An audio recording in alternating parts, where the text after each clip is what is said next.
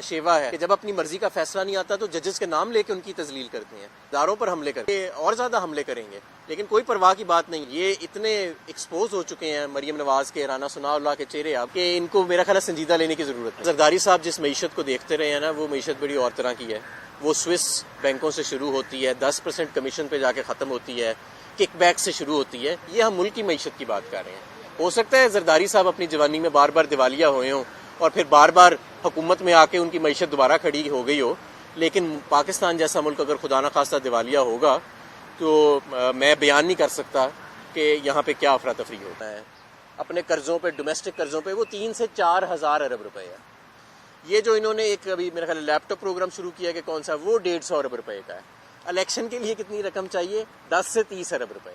تو یہ ان کا جھوٹ ہے، پیسے بھی موجود ہیں، اور 10 سے 30 ارب روپے استحکام کے لیے کوئی بڑی قیمت نہیں ہے۔ اس وقت جو مین مسئلہ آپ کا وہ عدم استحکام ہے، اور 10 سے 30 ارب روپے خرچ کر کے الیکشن کرا کے، جو کہ کوئی مسئلہ نہیں۔ میں نے آپ کو بتایا اس سال سالانہ ہمارا 20,000 ارب روپے خرچہ آئے گا، پورا صوبوں کا اور وفاق کا۔ تو یہ کہہ رہے ہیں ہمارے پاس 10 سے 30 ارب روپے نہیں ہیں۔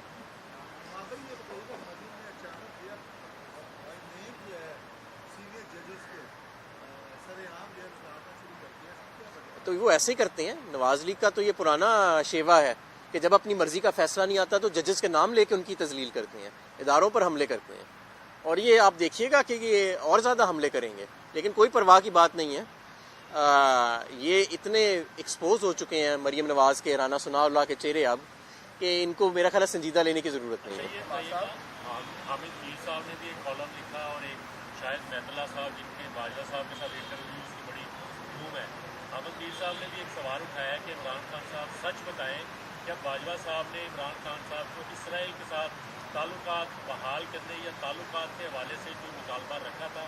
کیا آپ کے پاس معلومات ہیں؟ دیکھیں، میرے سامنے تو کبھی ایسی بات نہیں ہوئی، لیکن اگر خان صاحب کے سامنے کی گئی ہو تو خان صاحب کا جواب تو آپ کو پتہ ہی ہے کہ کیا ہوگا۔ ان کی ایک بڑی کلیئر لائن ہے، بڑی ہارڈ لائن ہے، اور ہونی بھی چاہیے اسرائیل کے معاملے کے اوپر، جس کو بھی میں نے ری ایٹریٹ بھی کر دیا۔ بہت شکریہ۔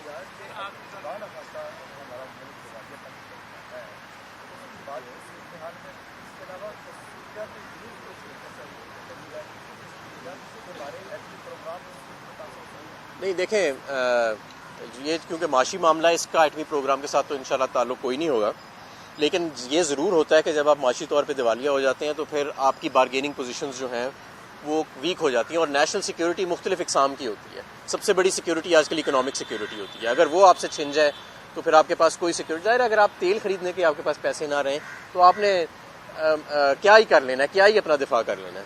لیکن میں آپ کو ایک بات یہ ضرور بتاؤں کہ اس وقت امپورٹس کو مصنوعی طور پہ روک کے ڈیفالٹ کو روکا گیا ہے۔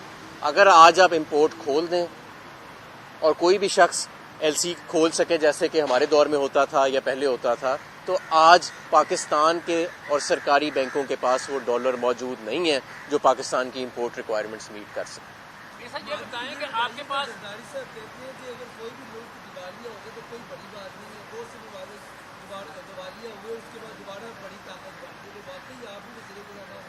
نہیں، اصل میں زرداری صاحب جس معیشت کو دیکھتے رہے ہیں نا، وہ معیشت بڑی اور طرح کی ہے۔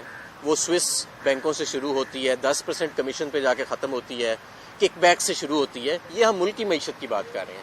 ہو سکتا ہے زرداری صاحب اپنی جوانی میں بار بار دیوالیہ ہوئے ہوں اور پھر بار بار حکومت میں آ کے ان کی معیشت دوبارہ کھڑی ہو گئی ہو، لیکن پاکستان جیسا ملک اگر خدا نہ خواستہ دیوالیہ ہوگا تو میں بیان نہیں کر سکتا کہ یہاں پہ کیا افراتفری ہوگی۔ یہ بتائیں کہ کوئی ایسا اب حکمت عملی ہے کہ بڑا گھر آپ کے دوبارہ مہربان ہو جائے اور کوئی مفاہمت کا راستہ نکل آئے؟ دیکھیں، آئین اور قانون جو ہے اگر اس کی پاسداری ہو جائے، اور آئین اور قانون کے مطابق جو الیکشن کی ٹائم لائنز دی گئی ہیں اگر ان کو فالو کر لیا جائے تو پھر مفاہمت ہی مفاہمت ہے، پھر استحکام ہی استحکام ہے۔ ہماری کیا ڈیمانڈ ہے؟ ہماری وہی ڈیمانڈ ہے جو باقی ساری قوم کی ڈیمانڈ ہے۔ تو میں سمجھتا ہوں کہ آئین اور قانون کی پاسداری ہوئے، یہ کوئی ناجائز مطالبہ نہیں ہے میرا، اور اس کو زیادتی